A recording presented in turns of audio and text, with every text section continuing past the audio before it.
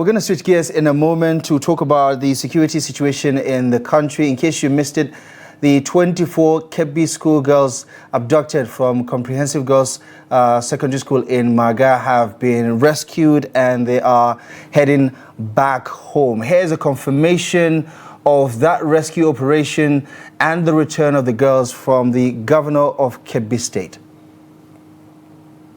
The release of our students from that were being abducted from one of our secondary school in Maga. We have received credible reports that our security agencies, based on the order that was being given to them by Mr. President Bola Ahmed Tinubu, to ensure these our girls are being rescued. They are being rescued and all of them are in good health coming to the state capital. And let me seize this opportunity on behalf of good people of Kebbi State to thank Mr. President for his concern for Kebbi State. Because since the abduction, Mr. President is off and doing to ensure that our guests were being rescued.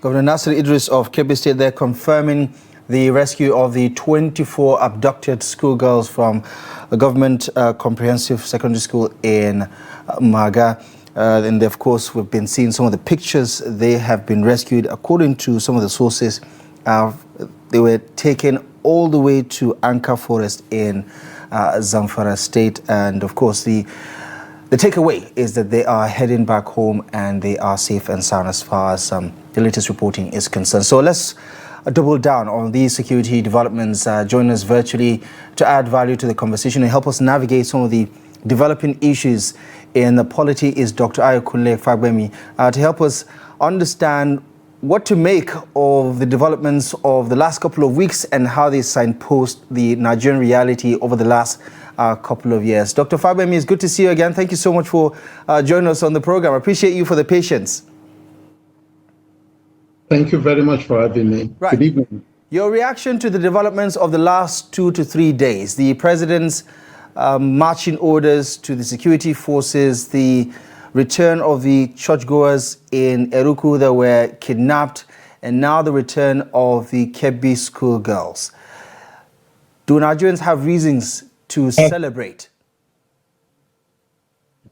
As patriotic Nigerians, we rejoice and express thanksgivings to God for the miracle of the return of the victims of these security breaches that we are referring to, either in Maga or in Eruku of Kwara State, Maga in Kebbi, Eruku in Kwara.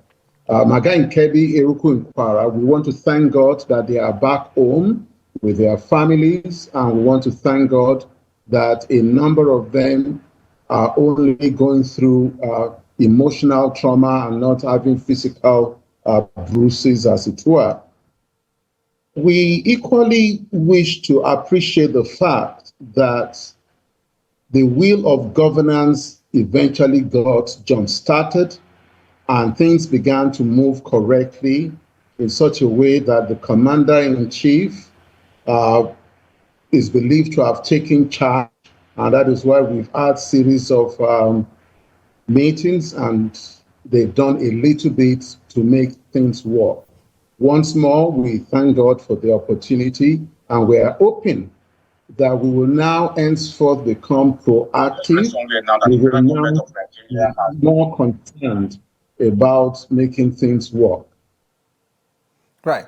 And what do you say about the concerns people are expressing about how this whole situation looks rather perfectly choreographed? The presidency through the spokesperson, says, listen, the authorities spoke to these bandits and they decided to release them. Which begs the question, why would the bandits, why would the terrorists release these girls for free, even though the government has not confirmed paying ransom?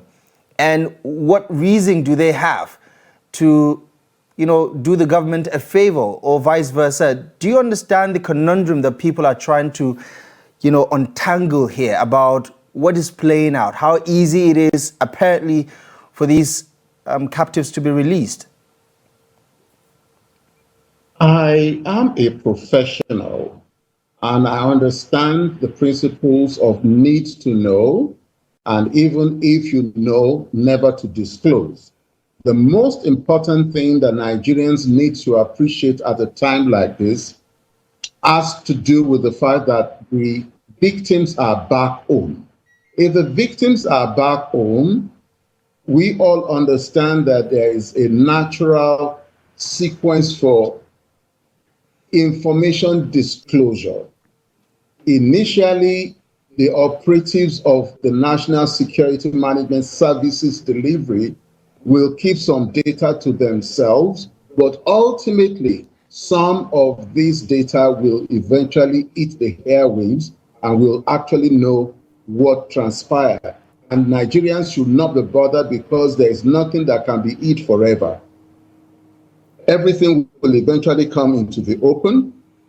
And when they do come into the open, we will analyze it appropriately. However, if we are talking about the aspect of oversighting, the statutory entities that have the oversight responsibility to interrogate and allow for early disclosure of operational details will be peradventure appropriate security, defense, intelligence committees of the National Assembly. But at this stage, I want to believe it is premature for us to allow ourselves to begin to engage in that conversation for now. And I want to plead with Nigerians to exercise some level of restraint, level of responsibility and patriotism. But how do you square the circle then when you, on one hand, get the sense that the government has an open line of communication with the criminal underworld, be it bandits, terrorists, in the case with Maga, in the case with Eruku in Ekiti State, which, by the way, has been hit again. The situation with the attack that led to the kidnapping of some 11 persons. In Kano, the same thing. And these are pockets of incidents across the same region, in the north central as well as in the north west. How do you then explain to Nigerians that while the government is making headway in one incident, there are other pockets of incidents that are springing up in other parts of the country? It doesn't look well coordinated to most Nigerians. I think we need to get something straight. That is number one. This incumbent government and the preceding government of Buhari, they are clear that they are in the know of the critical elements of the dramatic personnel involved in the series of security breaches that we're experiencing in Nigeria. And that informs the labeling with bandits. When you use the terminology of bandits, you are indirectly saying there is an outlaw group, meaning that you do know them. Now, if you know them and you are able to interrogate or interact with them in such a manner that, one, you either preempt them from operating, or if they do operate, you can get them to revert back to status quo ante. In this regard, for now, what we should be concerned with is how do we ensure that all the other victims in their custody are returned back home. Right. Once we achieve that, then we now start asking ourselves on a much more serious note, how do we ensure that since we know them, And we have been made to understand that they are known and that they do have line of communication. How do we ensure that what they actually are interested in having is understood, and then we can now set in motion deterrence, will not allow them to perpetrate these crimes and criminalities again? Mind you, what we are dealing with is an ongoing and evolving series of security breaches, and this is usually very dynamic. Interestingly, when you want to look at it from the angle of National Security Defense Management Services delivery, we have reasons to be concerned that the information management system of the Nigerian state has not been so sincere. The information management system has only been totalitarian, at best strategic in distracting citizens, and as such, perception is a bit negative, and you want to begin to suspect them. But when you have operations like this, you need to be a little circumspect and allow things to unfold until the last man is back. For example, we still are expecting a number from the Chibok and Dapchi, and particularly Leah Sharibu, that we hope one day will come back. We want to encourage the operatives of the security intelligence establishment, but more importantly, we are concerned that other Nigerians that are still in captivity can come back home. Right. If they are willing and the government is doing what is correct, then we will allow them this opportunity to bring the others back home.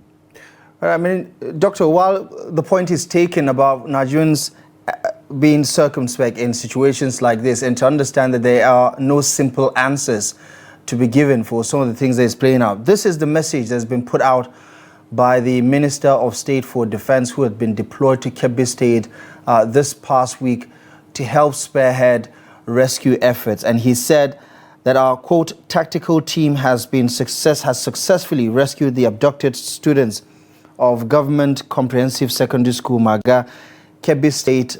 This mission carried out in line with President Bola Ahmed Tinubu's directive to ensure their safe return. He commended the security and intelligence forces for their swift response, dedication, and professionalism. The big question Nigerians are asking is, it does look like the government is trying to take credit for something else that played out here. I mean, he's saying tactical team, rescue operation, when there are no reports of a gunfight. And you can understand why Nigerians still need answers to some of the revelations that have been made. How do you categorize a rescue operation that may not necessarily include a gunfight?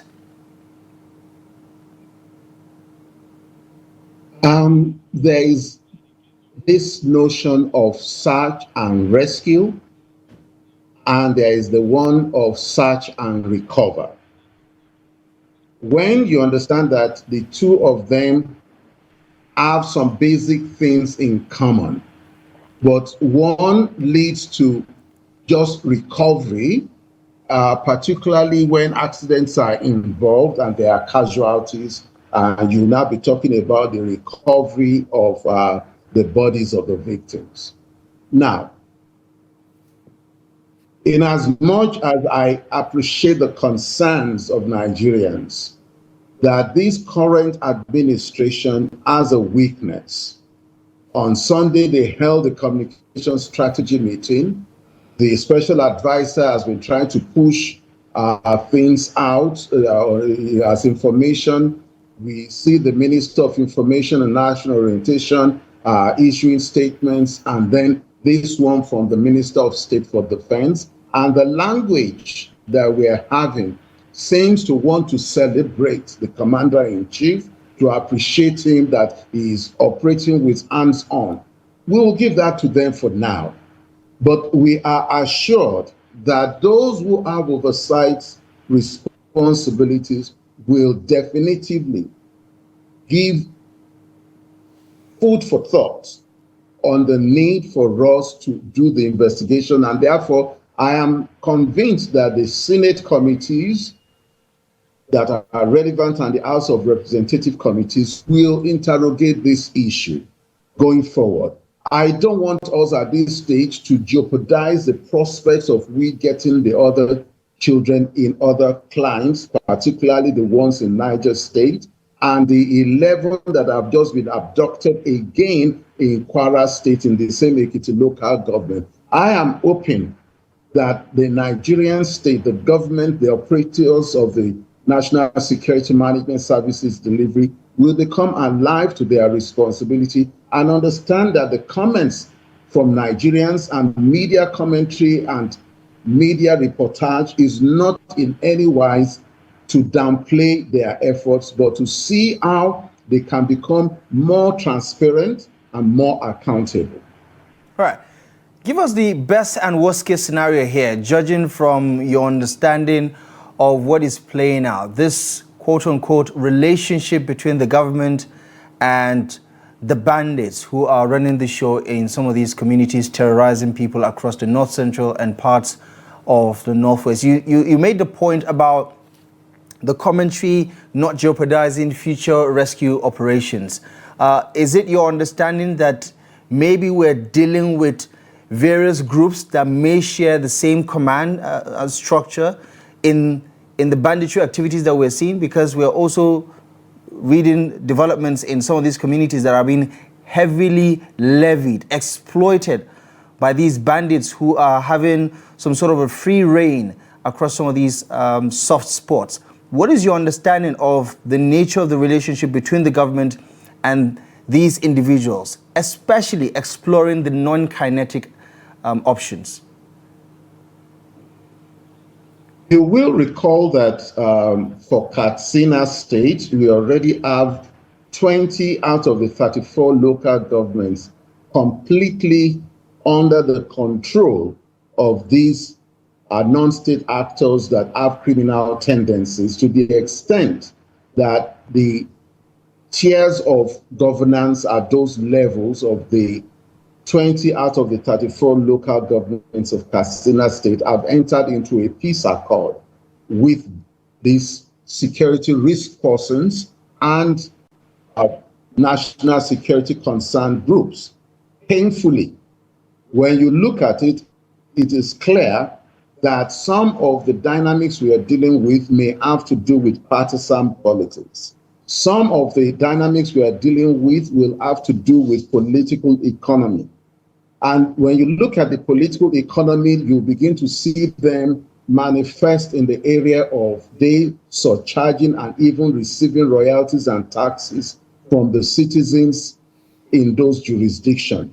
And then if we understand the fallacy of the argument over the years that we have on governed spaces in Nigeria, it's a fallacy for you to claim you have ungoverned spaces when in the real sense of it, you have grassroots-oriented security management architecture displayed in those communities. You have police stations, you have police alert posts, you have area commands of police, and then you have the state security services represented in those local governments. It means that you cannot claim that they are ungoverned. It means that now we are beginning to appreciate that it looks like government as or state actors, let me use the phrase state actors, have a working relationship with some of these non-state actors.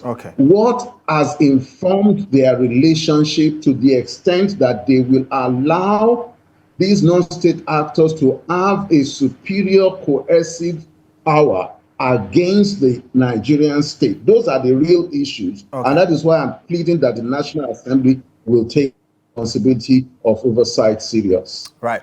And of course, we did hear quite a lot from the House of Representatives, some of the members expressing their dismay at the management of the entire situation. It remains to be seen what happens in the days and weeks to come regarding the role of the legislature in helping Nigerians make sense of what is playing out. For want of time, we're going to have to anchor the conversation here. Dr. Ayokunle Fagbemi, thank you so much for joining the conversation. I appreciate your thoughts and analysis. Thank you very much for having me. Right. And that's a wrap on tonight's edition of the program. Daily Politics returns tomorrow live on Trust TV at 8 p.m. I'm Abdullahi Ahmed. From myself and the rest of the team, thank you for watching. We will see you next time.